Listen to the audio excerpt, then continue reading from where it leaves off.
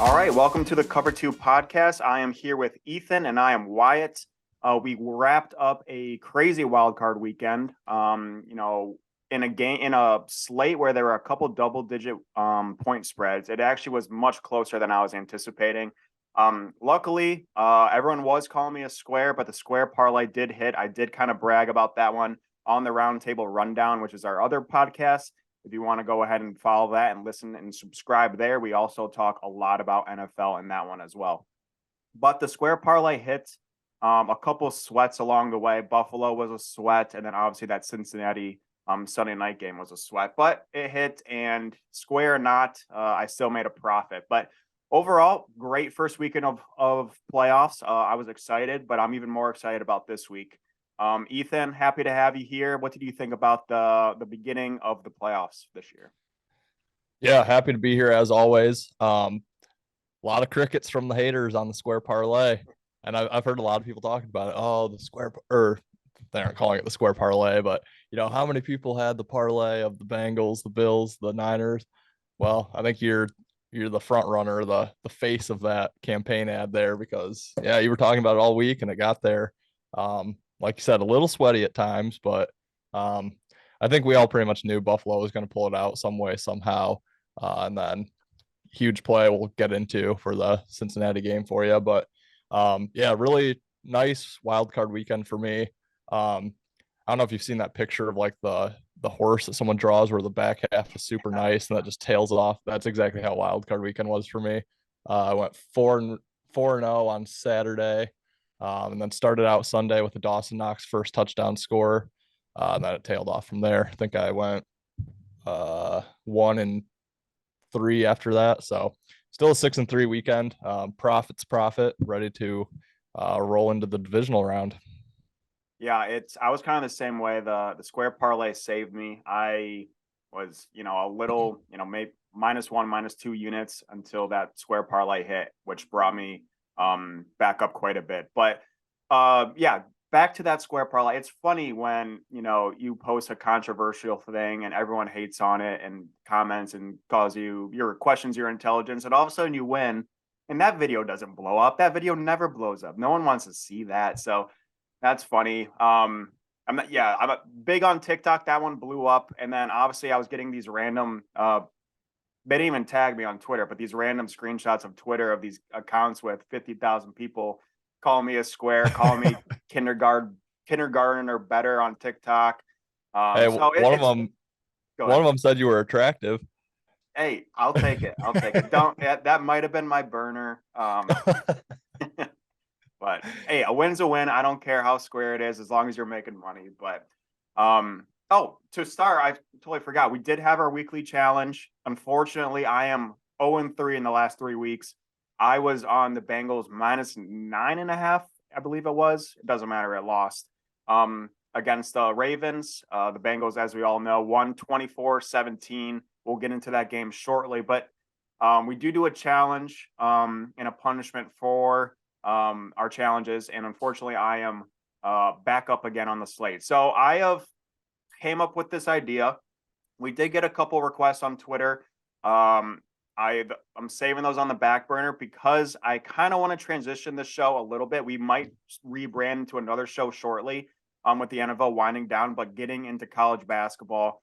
And since me and Ethan are both from the state of Michigan and on opposite sides, I'm a Michigan fan. Ethan is a Michigan State fan, as you can tell by his ugly hat there. I have came up with this challenge to be a Michigan State fan for the next week. So they play 3 games, including tonight's game at Rutgers, or versus Rutgers. They are at Indiana, and then they are versus Iowa next Thursday. So the challenge is for however many points Michigan State loses by combined. So say they go 2-1, but they lose to Iowa by 7. I have to run a mile all at once for however many combined total points they lose by. So this is now forcing me to A, root for Michigan State, which I fucking hate, and B, run, which is the worst exercise known to man. I will say I am a conditioned runner. I ran a half marathon back in COVID. Obviously, I'm not in that stamina now, but say it's 7 points combined. I think I could do that.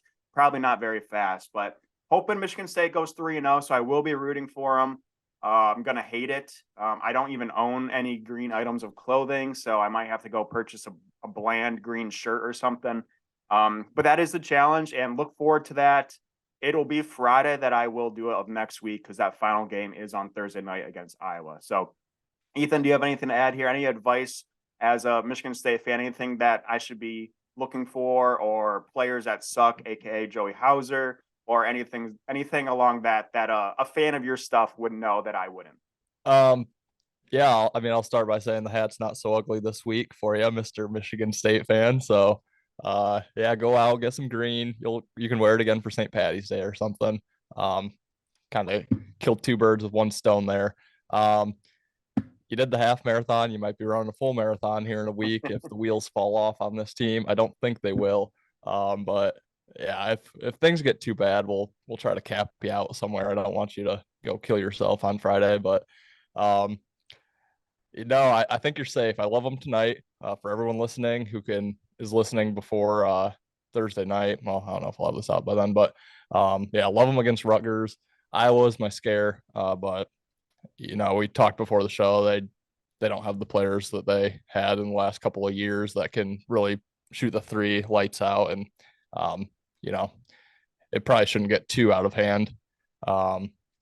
Yeah, if you have player props, I'd keep going Hogard over 5.5 assists. It's free money at this point. I mean, he only had one last week against Illinois, but other than that, I mean, he's flying over, going 7, 8, 9, 10, somewhere in there. So I'm keep riding that until they move it to 6.5. Well, I'm not looking forward to it, but go Sparty. And again, we'll post updates, but we are looking to start another college basketball podcast here with the NFL dwindling down. So just stay up to date on that, because me and Ethan are huge college basketball fans, much better than the NBA. I think that's a lot of people can agree on that. So we'll get into college basketball, so stay tuned there. But to get back to the NFL, we wanted to recap Wildcard Weekend. To keep this nice and short here, we're not going to go through every game in depth, but we do have 3 games we want to talk about. The 3 games that we didn't talk about, we did talk about on the rundown, our roundtable rundown, but I will also give you the scores for that game. So San Francisco won 41-23. Ethan and the Better in Green podcast, another Cooper Sports podcast, all cashed out on San Fran -9.5. Really good play there. Was a little in question in the first half, but they came out on top. The second game, the middle of the square parlay was Buffalo 34, Miami 31. Josh Allen looked a little struggling at times. Again, we talked about this on the roundtable rundown, but Josh Allen seems like he's playing hero ball, making the passes that he doesn't need to make, seem very unnecessary. But yeah, he's kind of been doing that all year. I thought it was going to change a little bit in the playoffs, but it's become evident that Josh is a little reckless with the ball. So that'll be a topic we'll look forward to in this weekend's game. And then our final game we're not going to talk much about is the Dallas Tampa game, with Dallas knocking off Tom Brady and possibly his career, but most definitely at Tampa Bay, beating them 31-14. Dak didn't throw a pick. Cowboys looked pretty good on both sides of the ball. Maybe now, obviously they're America's team, and I think a lot of people are on the Cowboys this weekend, but they looked really good, and I think rightfully so. They deserve some praise for how they played this weekend. But do you have anything to add on those 3 games real quick before we dive in? No, not really. I mean, you mentioned the Niners. I was happy for them to show up and kind of blow Seattle out there in the second half. I'll get more into the Buffalo game when we talk about their upcoming matchup. And then I hope Tom Brady comes back. I want to see him.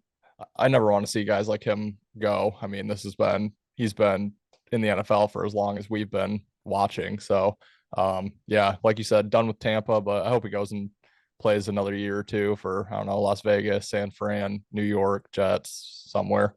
But yeah, I'm obviously a Tom Brady fan. It's I would say it's bandwagon, but not so much. Obviously, Michigan guy. I maybe was alive when he was a Michigan quarterback, so there's not much there. But I love Tom. I love what he's done. He's going to go down as the greatest of all time. There's not even a question about it. But it is sad. It is definitely dwindling down to the end of his career. I think he's coming back. I think Ethan thinks he's coming back, but his time Yep. at Tampa is most likely done. Yep. But yeah, hopefully he comes back and can at least end on a good note. I know that's what he wants to do. But yeah, we'll keep on touch with that story as it progresses. We'll He probably have can't to go ahead. he can't completely blow up his family and then only play like 10 more games afterwards. He's got to at Yeah, least give it one more year to make it worth it. yeah, he's a free man now. It wouldn't make any sense to Yeah. go in retirement. All right, we'll get into the three games we want to talk about in depth of Wildcard Weekend. The biggest game, probably the most exciting game, was that Chargers Jacksonville matchup. So if you're not aware, Jacksonville was down 27 to maybe 0, but it was 27-7. Yep. Ended up coming back and winning that game 31-30, knocking off the Chargers. Now the Chargers they just fired their OC. Brandon Staley is, I believe, staying, but definitely on the hot seat.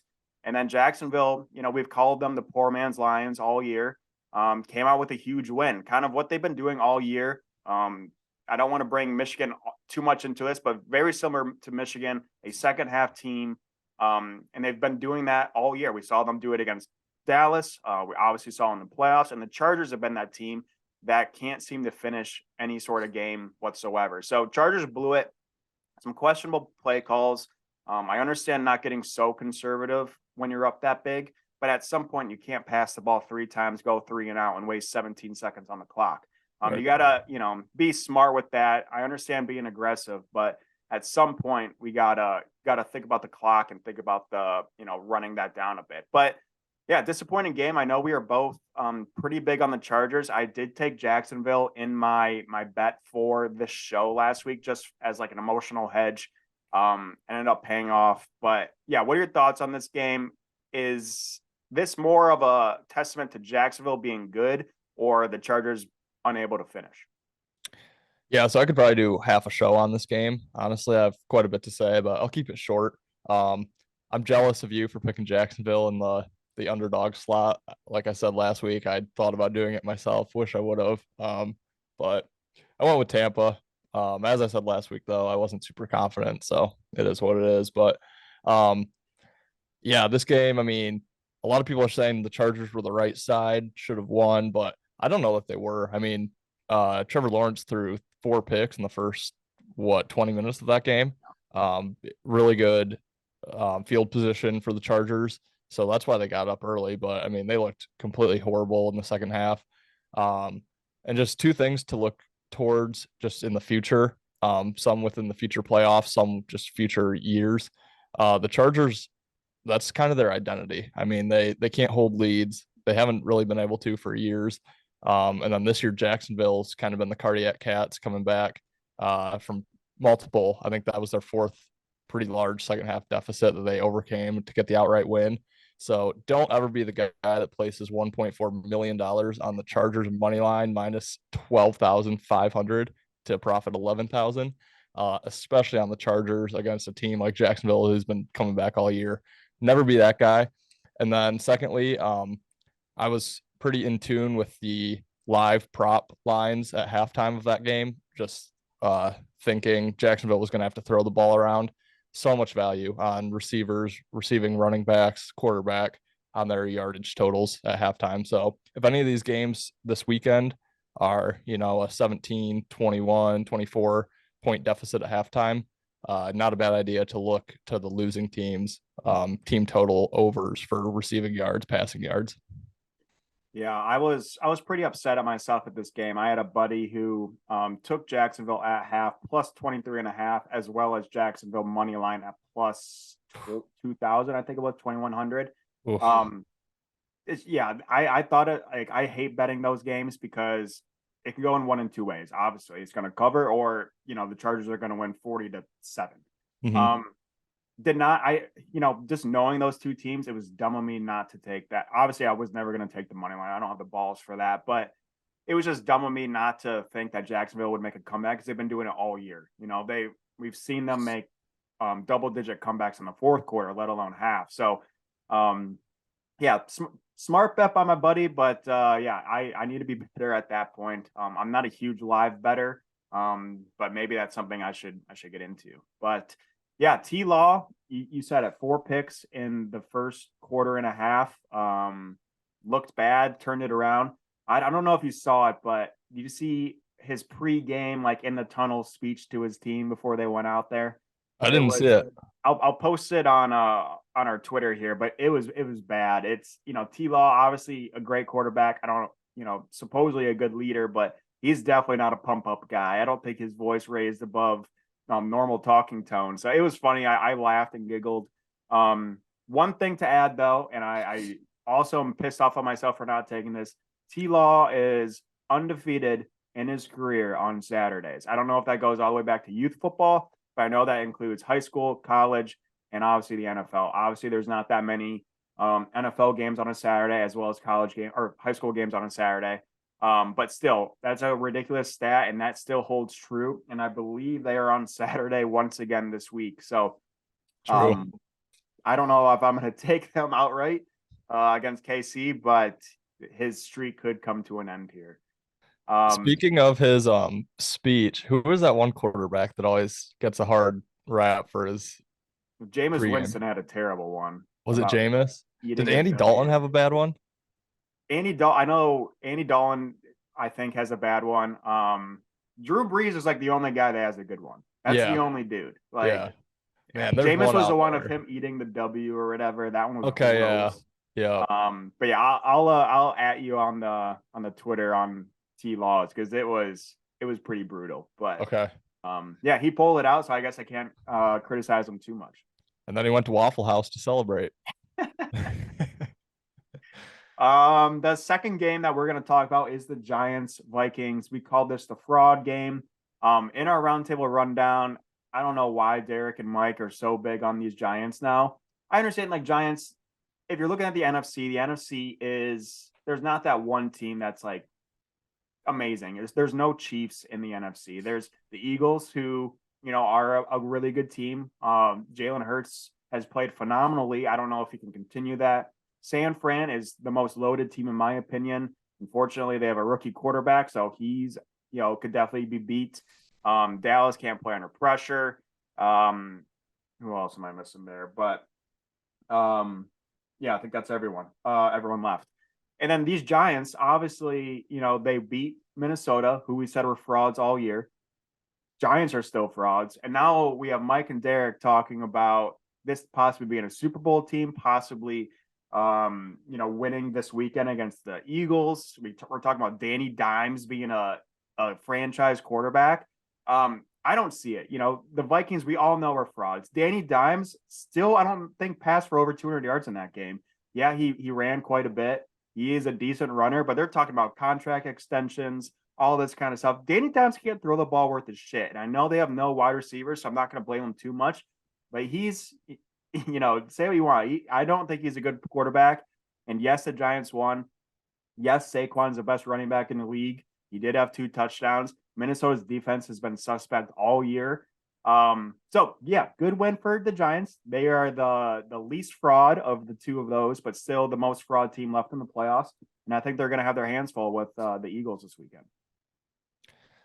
Yeah, I'll start by saying this. There's a difference between good bets and winning bets. If the Giants win the Super Bowl, that's a winning bet.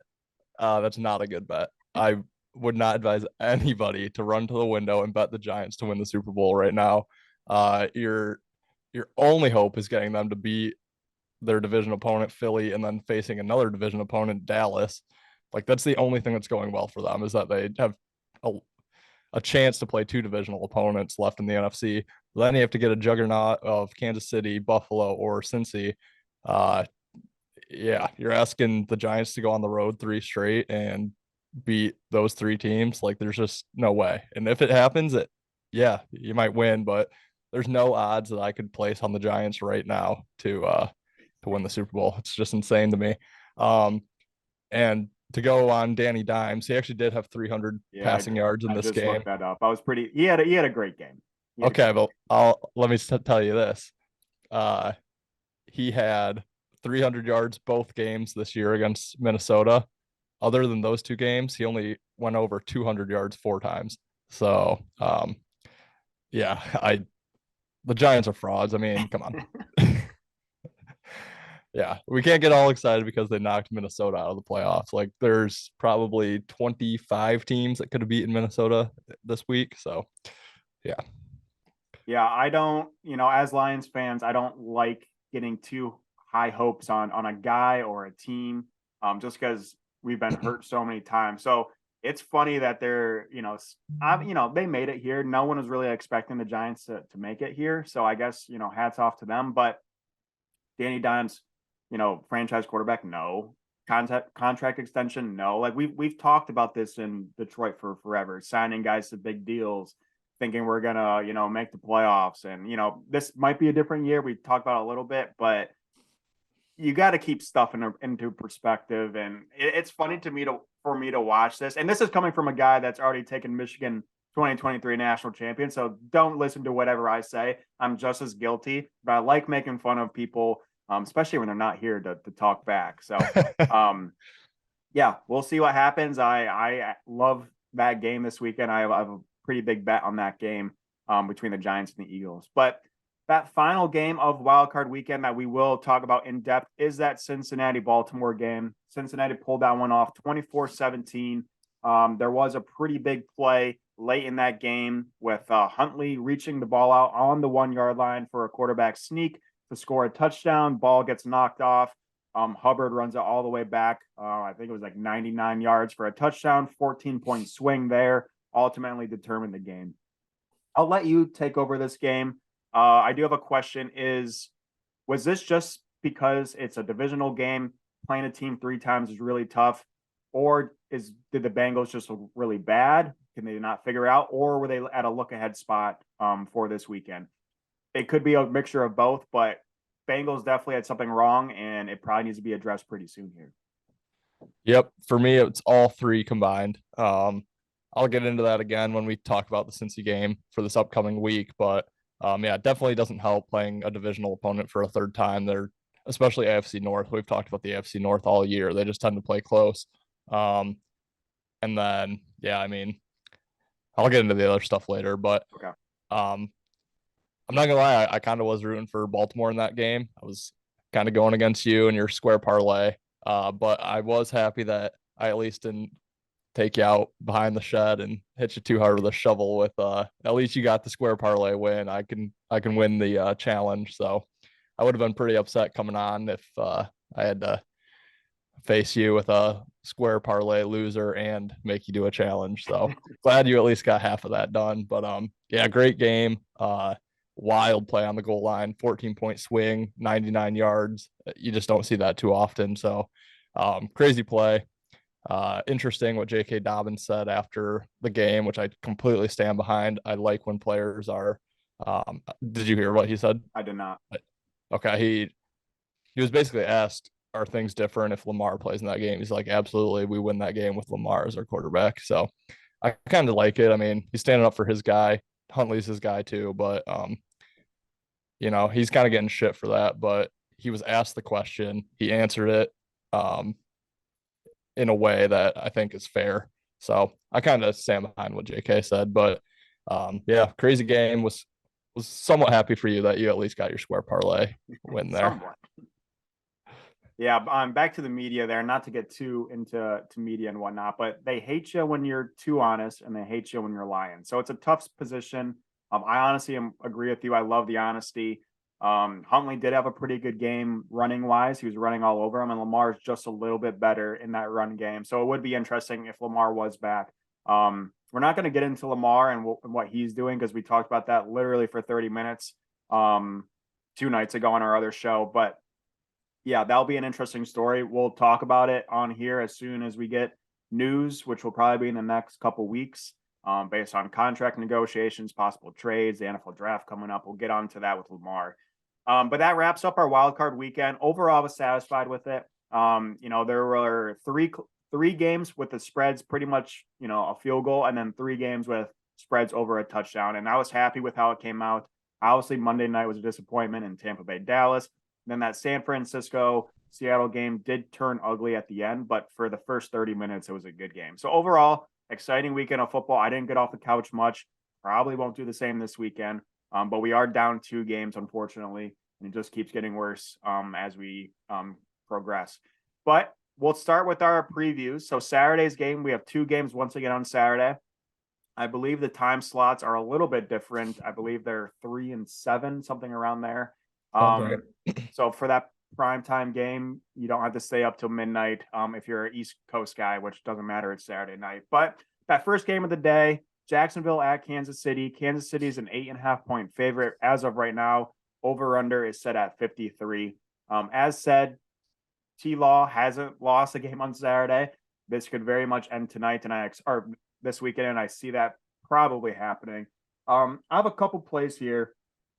I personally, this is the highest over-under of the day or of the weekend. It's at 53, very high for playoff football, but it is a Kansas City Chiefs, and it is Jacksonville who has scored quite a bit of points the last couple of games, and their defense, not much to show about, and especially playing against the powerhouse that we all know of as Kansas City. It will be interesting to see what happens there. So I personally really like the over in this game. And I also am very heavy on the Jags spread. I have them locked in at a parlay at plus 8.5, but I could see this going to 9, possibly 9.5, and I would be all over that for Jacksonville. I just think this game's going to be closer than people think. Obviously, Kansas City is in playoff mode now, but if you look at their last couple of games, they have struggled against really bad teams to close out games and to break away from that spread. I don't know the exact stat, but I know they haven't covered their last couple of games of the season. Granted, those were 14. I think one was 14.5 points against the Texans. The other was a really big one against whatever team they played. And they won both those games. One was OT and the other one was a 3 or 4 point win. So did not cover in that aspect. Obviously, as I said, playoff football, it's a different level, but that also means Jacksonville's playing at a different level. So I think a lot of people are heavy on Kansas City. I think they think Jacksonville got a little lucky against the Chargers. So I think that's the reason for a majority of bets being placed on Kansas City. But I like Jacksonville here, and I will be taking that over. I'm projecting like a 32-28 KC win. All right. Well, this show couldn't start any better because I am the complete opposite on this game. All right. So we'll start off with going head to head here, but we'll start with the spread of 8.5. I am seeing some 9s popping up. The 8.5 on Kansas City is for me an extremely sexy teaser leg option there. Just basically get Kansas City to win by a field goal or more. And I think what Vegas tends to do is there's another teaser leg available this week that's very attractive as well. So I think they're probably getting hammered on these teasers, and they like to protect themselves a little bit, give it the extra half point up to 9. So I do think 9s are coming in. I think we'll get probably across most, if not every book, will be 9, 9.5 tonight. But I do in Kansas City minus 8.5. And I love if you could still get a 2.5 as part of a teaser. I'd absolutely love that. I think Kansas City wins the game. These teams played back in week 10. Kansas City won 27-17 despite having a -3 turnover differential in that game. So could have been pretty ugly had they had an even turnover differential, or if not positive. Last 3 games, yards per play, Jacksonville's 12th, Kansas City 6th. Yards per play against last 3, Jacksonville 3rd, Kansas City 5th. So both in the top 5 for yards per play defense. I really like the under 53. It's actually my favorite play in this game. One of my favorite plays of the week. I think there's just a ton of value on the unders this week, as Wildcard Weekend went 5-1 to the over. People are going to see that. People are going to rush in to take more playoff overs, and I just think it regresses towards the mean. I think the unders very likely could go 3-1, if not 4-0 this week. And this is probably my favorite one of them. So really like the under 53 here. Like I said, both teams have a top 5 defense, last 3 as far as yards per play allowed goes. This game didn't even sniff 53 points the first time they played. And I just think Jacksonville's kind of going to fall off here. They've had 2 back-to-back basically playoff games. Obviously the Titans game wasn't a playoff game, but it was win and you're in type scenario. So they had to kind of make a comeback in that game. Obviously had to make an emotional comeback this past week. I think time's just kind of running out on this magical season for the Jags. Kansas City with Andy Reid off a bye, something you never really want to get in front of. So I think Kansas City gets it done. Don't know if I'll get to the window with their spread. I probably won't. Might get them in a teaser if I can still find two sides of a teaser that I like for this week. And then I will be on the under 53. I like that play a lot. Alrighty, you heard it here. That is looking like a very good challenge opportunity for our show.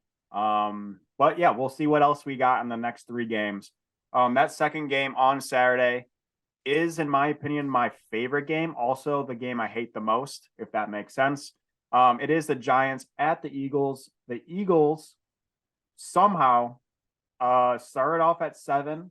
A lot of money going on the Giants has then propelled Eagles in the opposite direction to go 7.5 point favorite. Again, making no sense. We got reverse line movement. Something if you're unaware of what that is, it's basically a lot of money coming on one team, yet the line goes in the opposite way of the money. And if you don't know Vegas, they try to make it as 50-50 as they can. So when this happens, it suggests really, really big money coming in on the Eagles, but a majority bet coming in on the Giants. So they're trying to split that 50-50, and that's the reason you see this weird line movement. And it's the weirdest one possibly in comparison with Buffalo Cincinnati, but we'll get into that in a second. Over-under of this game set at 48. So to touch on a little bit, this line is so gross to me. It's a divisional matchup. The NFC East, which obviously is very competitive football, debatably one of the best conferences in football. These teams have now played each other 3 times. They just played, I think, 2 weeks ago in the final game of the season. Obviously, the whole Giants team rested. That game ended 16-22 in favor of Philly. Philly's first matchup, however, against the Giants, they absolutely destroyed them. I don't have the exact score, but it was 48-20 or something like that. Saquon got shut down. The Eagles had a field day offensively. So what's going to happen in this game? I personally love the Eagles minus 7.5. It makes no sense to me. This seems like it could be a 3-point to 4-point game. A battle between 2 divisional teams that are now playing for the 3rd time, as I just said. It doesn't make any sense for the Eagles to escape. Also, we have a Jalen Hurts who hasn't played since he tweaked his shoulder. If you look at that injury, it looked very much like a collarbone. I'm lucky, or we're happy that it's not, I guess, if you're a somewhat Eagles fan. But definitely a severe shoulder injury, and we don't know how ready he is to play. So that's an interesting topic to keep a look for. But yeah, I love the Eagles spread here. It's one of my biggest plays of the weekend. Obviously, it doesn't make any sense, but that's the reason I like it even more. Yeah, so a show talking about NFL games this week. I told you this morning I've kind of gotten some clarity on all of them. This is one I kind of haven't. I'm actually gonna go against myself. I have the Giants plus 7.5 written down here. I'm gonna flip. I like Philly, I think. Love it. But this game's tight. Philly, you mentioned their divisional opponents. Philly's 2-0 against them this year with wins in New York 48-22 in week 14, and then at home 22-16 in the final week of the season. And you mentioned Hurts not being super healthy. It's kind of a tough handicap with him, but I think he comes back off a bye. Just another week to get prepared for this team that they've faced twice in the last 7 weeks now. So if not even less, 6. These teams are extremely similar. Yards per play last 3, Philly 9th, New York 8th. Yards per play against last 3, Philly 16th, New York 15th. So they're right next to each other in both of those, with each side favored to New York just by a shade. But like we said, this is a New York team that we think is fraudulent. I'm not going to start giving them any kudos for knocking Minnesota out of the playoffs like we had just talked about. That's not impressive to me whatsoever. So I cannot back the Giants. I really can't. Philly, this will be their 3rd straight home game, their 4th straight week being at home in Philadelphia with that bye week. 3rd straight road game for New York. They're not going to play at home again this season. So I just think the wheels fall off here for New York. They're just not that good. I think they went 4-6 in their 4-6-1 in their final games, including last week with a win. They're just not that good of a team. They really aren't. New York's 5-4 on the road, but Philly's 7-2 at home. So I like Philly to probably get it done. I can't lay the 7.5. I like them as the second leg in this teaser. If you can still get the 8.5 with Kansas City down to 2.5, I like getting Philly down to 1.5. Both teams just win the game. And again, I'm going to ride the under 48 in this game. Just think there's value on unders this week. So hard for me to look at an over anywhere this week. Good point on the unders. If you're not aware, Wildcard Weekend went 5-1 on the overs. Ridiculous. Vegas obviously lost a lot of money there because overs are much more bet on than the unders. So Vegas definitely struggled that weekend. And then the lines could probably be noted that they're adjusted accordingly, and Vegas needs to, set it to where not everyone's just hammering the overs. So yeah, it could be the under weekend of the unders. I personally hate taking the unders, but I do think there is some value in that this weekend. So that wraps up Saturday. We have 2 Sunday games. And as I said, another really fishy line here. We have Cincinnati at Buffalo. This is the rematch of the postponed/canceled game. So there's a lot of emotion in this game. Cincinnati is a little pissed off because if they won that game and they were winning that game, they would have actually played at home in this matchup and got the 2 seed in the AFC. Fortunately, that game got canceled, which gave Buffalo the ability to be a home field advantage. So there is a lot of emotion in this game, and obviously the Damar Hamlin situation, he is doing great. He was at that Miami game, so there's not a question that he's going to be at this game. But yeah, interesting game between 2 very young quarterbacks that I absolutely love, and then 2 teams that are really playing really good football. Not last week, but for the last 2 seasons, and I guess Josh Allen the last couple seasons. A fishy line, as I said, Buffalo's a 5-point favorite. Over under set at 48.5. I don't know how many 5-point favorites I've seen this year in the NFL. I've seen maybe 1 or 2 5.5s. I don't think I've ever seen just a 5. It's not a football number. It doesn't make any sense. If they're gonna do it, we might as well make it 6.5 or make it, I've seen 4.5. 5 doesn't make any sense, so that's immediately fishy in my mind. I'll let you go before I pick a side here, but I just want to note it that this game is maybe equally as fishy as that Philly game. Yeah, for sure. I could not wait after what I saw from Buffalo against Miami. I could not wait to come hammer Buffalo home this week. Major look ahead spot for Buffalo last week, just having to go beat their division rival with third string quarterback. Almost got caught looking ahead there. So yeah, I thought the value was going to be on Buffalo. Turns out Cincy was probably looking ahead too. I think that definitely showed to be true in their performance against Baltimore. But I thought this game would be 3 at most. I think 3, 2.5 was likely. I could have even seen a 1.5 down to even close to pick 'em for this game. So 5 points, extremely fishy to me. And I absolutely love it. I love Buffalo. Cincinnati's the most public side of the week, money line and spread. And I'm seeing 5.5 start popping up for Buffalo. So again, it's that reverse line movement. Really, really love Buffalo.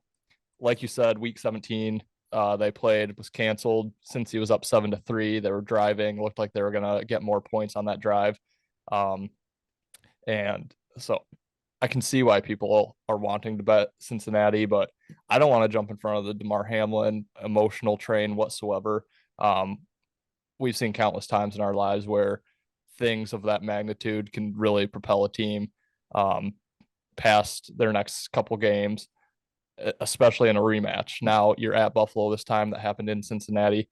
It's hard for me to see Buffalo losing this game. And then Cincinnati, they have not been that good.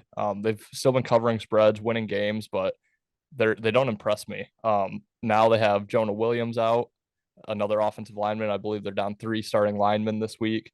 Yards per play last 3, since he's 24th, Buffalo 5th. Yards per play against, since he's 17th, Buffalo 1st. And since he can't run the football, it's kind of been their kryptonite all year. But watching that Baltimore game, I don't really remember Joe Mixon at all. He wasn't involved. I think that's really going to hinder them against Buffalo this week. We talked about Josh Allen playing hero ball, but I think he kind of cleans that up a little bit. This is a huge game, no look ahead, extremely focused spot for Buffalo. And yeah, the line is just it's so fishy at 5. Buffalo 8-1 at home. Cincy 4 losses on the year, 3 of which are on the road. Um, so yeah, I really like Buffalo. I think it's one of my favorite bets of the week. I think they go in, win by at least a touchdown. And once again, I like the under 48.5. I think this opened 51.5, and it's come down 3 points already. And I can promise you, no casual better is rushing to go put big money on a Cincinnati Buffalo under on Tuesday. So I think a lot of sharp money coming in on the under makes me like it as well. I might have missed the best of the number under 48.5, like both of them really quite a bit. Yeah, so the first two games we just talked about, I was on what I thought was the sharper lines, the lines that didn't make a whole lot of sense. Now, when it comes to Sunday, I am falling for the traps, if that makes sense. So, becoming a little bit more square on Sunday. I personally love Cincinnati +5. It's a weird line, disrespectful line to Cincinnati. Just doesn't make any sense to me. And obviously the sharp play, probably the smart play is to take Buffalo, but I can't just give up that many points on Cincy. I got to take Cincy +5 here.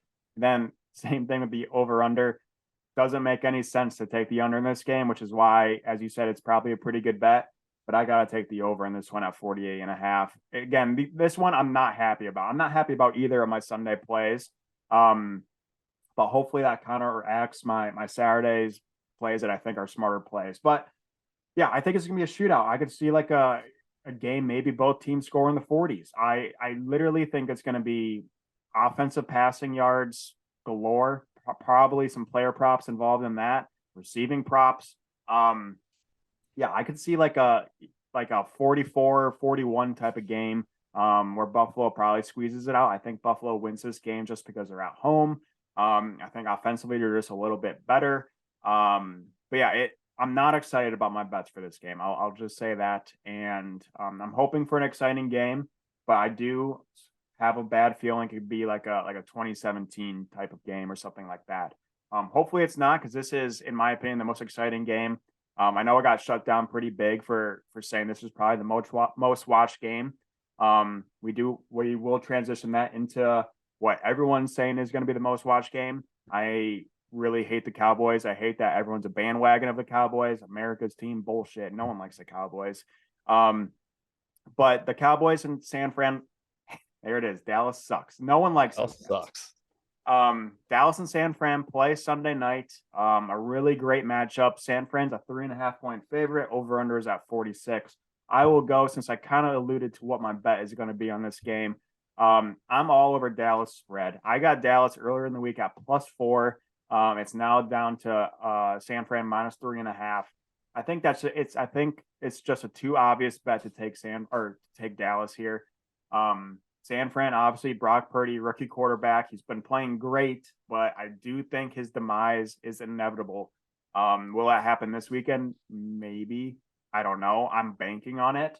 But Dallas, obviously, like the Giants, we can't give them too much credit for beating a crappy team. The Giants beat a crappy Vikings team, and Dallas, when you look at it, beat a very subpar Buccaneers team. This Buccaneers team they were probably the weakest team, in my opinion, besides the Giants and the Eagles in the playoffs.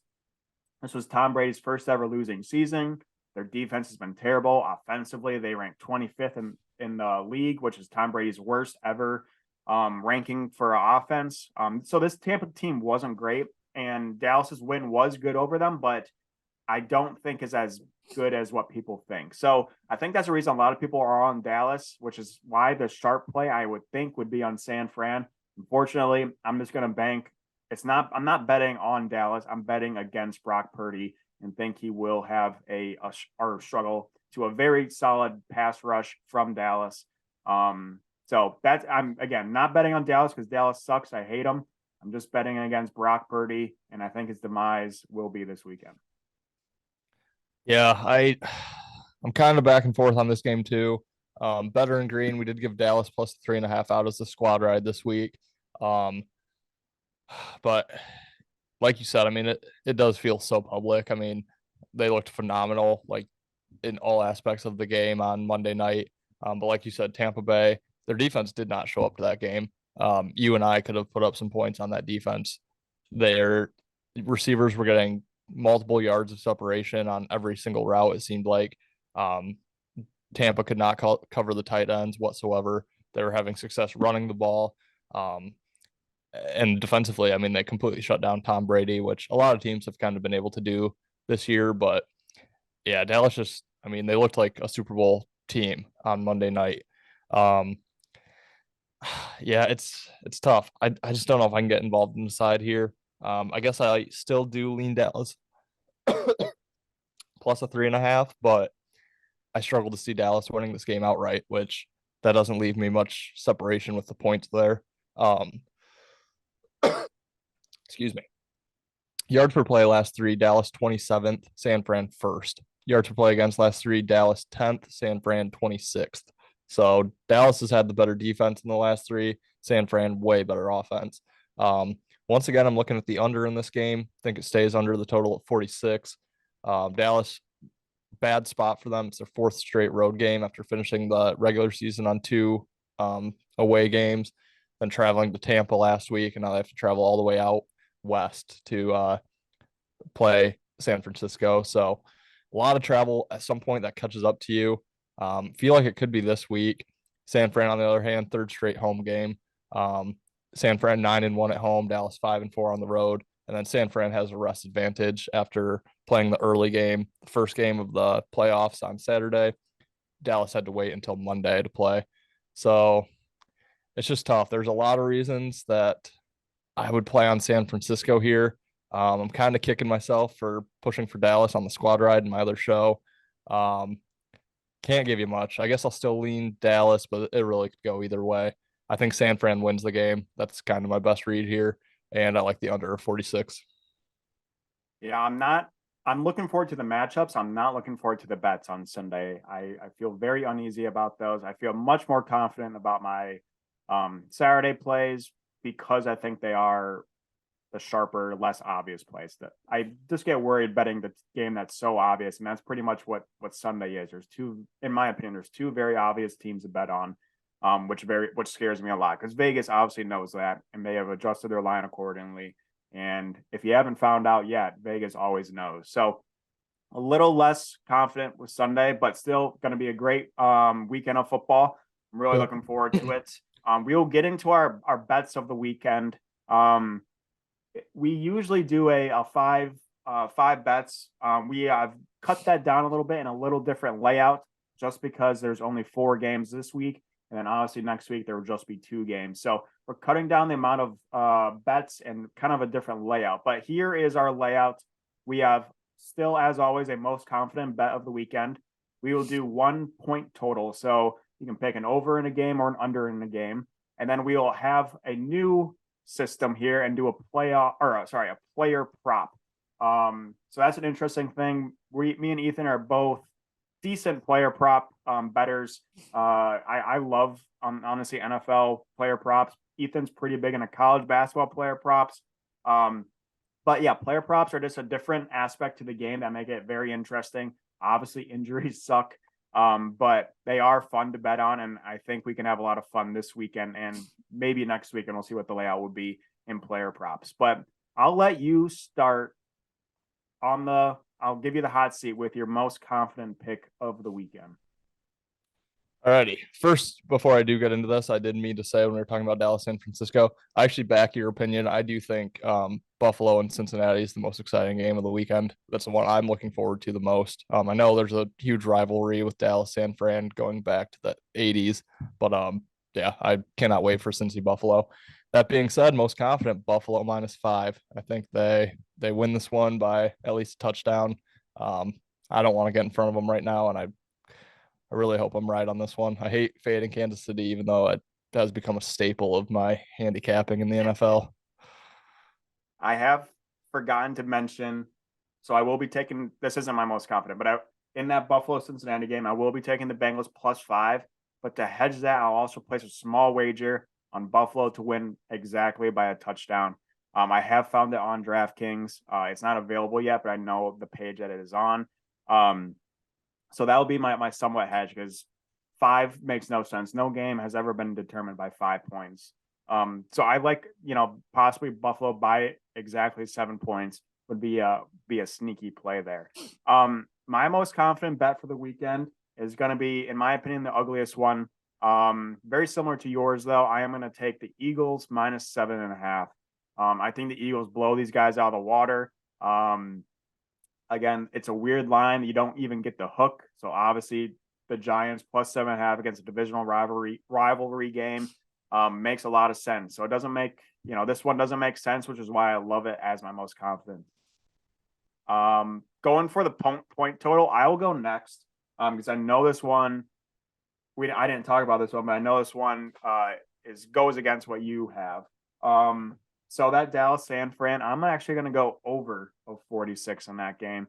I think this is going to be really high scoring. I think it's going to be back and forth. I think Brock Purdy throws a couple picks, possibly a pick 6, but I think San Fran storms back just with their athletes. So I can see this game being 28-32. Pretty high scoring here. Hopefully Dallas can cover that. Hopefully Dallas can just win outright. But I do like this game to go over, which I think is one of the most obvious unders of the weekend. Yeah, of all the games to go over, I don't hate that one for sure. Like I said, though, I do like unders quite a bit this week. And I'm going to go against, I know a play that you feel pretty good about, but I like Jacksonville, Kansas City under 53. I think that stays down in the mid 40s. Yeah, obviously I disagree with that, but I can see where you're coming from. Jacksonville, I can't imagine scoring a whole lot, and obviously Kansas City has the ability to score on anyone. Yeah, we'll see what happens in that game. Yeah, we'll see. I don't agree with it, but we'll see. Player prop, if you want to go first, you can. I have one. Yeah, I have a one that's not super tasty. It's minus 120, not great, but I'll let you go first on the player prop. All right, well, I'll pick up your slack because mine's going to be plus 390. Yeah, which you would think I'm sitting at like I don't know, 75% record with my bets here, laying a price like this, but I'm not. I'm gonna take a shot on Cole Beasley, anytime touchdown score for the Buffalo Bills. This is his 4th game back with Buffalo, his 2nd stint. He got cut last year for some political issues I won't get into, but this is his 2nd stint with Buffalo. He's kind of finding his rhythm again with Josh Allen. Obviously knows the offense already. He wasn't too far removed from playing on this team. Got back in the end zone last week against Miami for the first time back in Buffalo. And he's made his living on short, like 3rd and shorts, and red zone targets. So I think he's going to have plenty of options, plenty of play calls for him to get in the end zone if they have the ball inside the 10-yard line. So at plus 390, yeah, I like Cole Beasley's score. I actually love that. I might sprinkle that one. Yeah, similar to yours though. You made your player prop around your most confident. I'm going to do the same exact thing, and I'm going to take Hurts anytime touchdown at minus 120 in that Philly game versus the Giants. Obviously, he's coming back off injury. Don't know how healthy he is. He says he's 100%. I'm not sure if I agree with that. He could get limited on running, but he finds a way to score in the end zone. The goal line, he has the ability to sneak it. He has the ability to sweep it. He has the ability to scramble in. Their first time playing in that 48-22 game, he had 2 touchdowns. He's had multiple games where he scored 3 or more.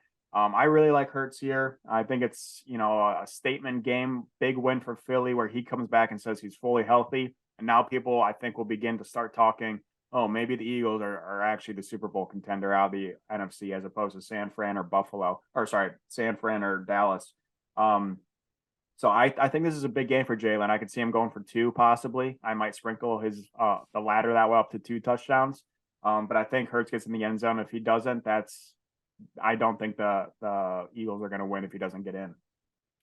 Yeah, I love that play. That's actually the other one I was contemplating. I was like, do I go big or do I go with a more I love the plus 390. If that hits, man, that's a solid play. Yeah, I think it's way too many. The odds are way too great to pass it up. I mean, like I said, Beasley's made a living off red zone targets and 3rd and shorts and moving the sticks. So I like the odds. But yeah, I love Jalen Hurts too. I'll probably be on that. like I said, that's the other one I was looking at. So glad I didn't take that. Glad we had some differing props. It would have been kind of wild if we ended up on the same one. All right. In regards to our challenge, again, I will be doing my challenge next Friday morning after Michigan State's third game. But our challenge this week, I honestly have it's between two games, that Jacksonville Kansas City game or that Cincinnati Buffalo. Obviously, you have Buffalo and you're most confident. So I would be willing to possibly go to that Jacksonville Kansas City game if that's what you want. Or again, we can go Cincinnati Buffalo. Yeah, so I'm gonna let you choose since you are on a 3 loss streak. Also, can we get a little update on the dress wear today? Yes, yes. Thank you. I can't believe I've gone this long without showing. If you don't know, beneath this, I'm in my underwear. So it's just business on top, obviously. But I have lost my last 3 challenges. And although I am beating Ethan pretty handily in our 5 bets of the week, I unfortunately am losing these challenges pretty bad. As we all saw, Ethan had that first chip back in the day. I had to do that shoe chug, and then I again lost again with that first chip.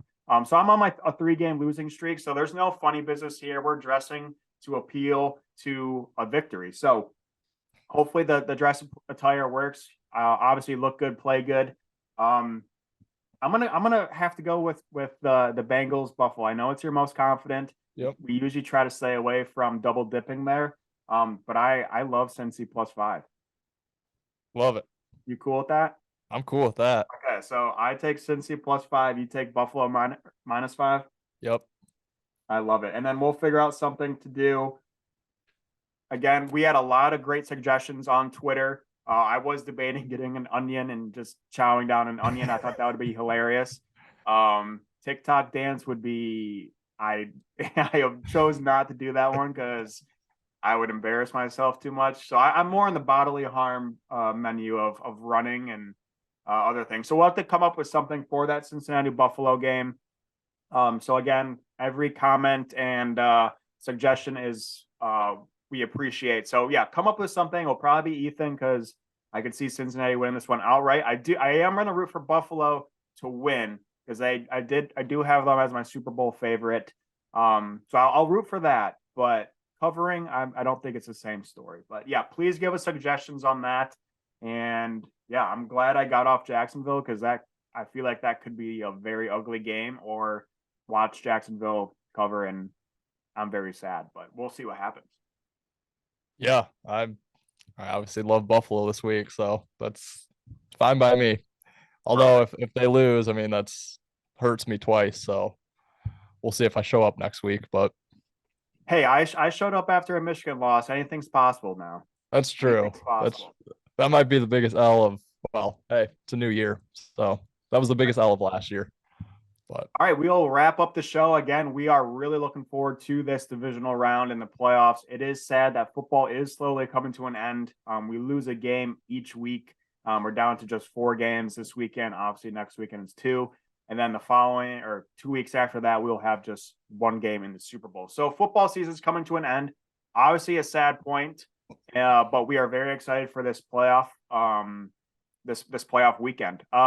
Again, please subscribe to both our YouTube, our Twitter, our TikTok. And we also have a Discord that we are very proud of, where we share our plays as well as educate and just form a community there.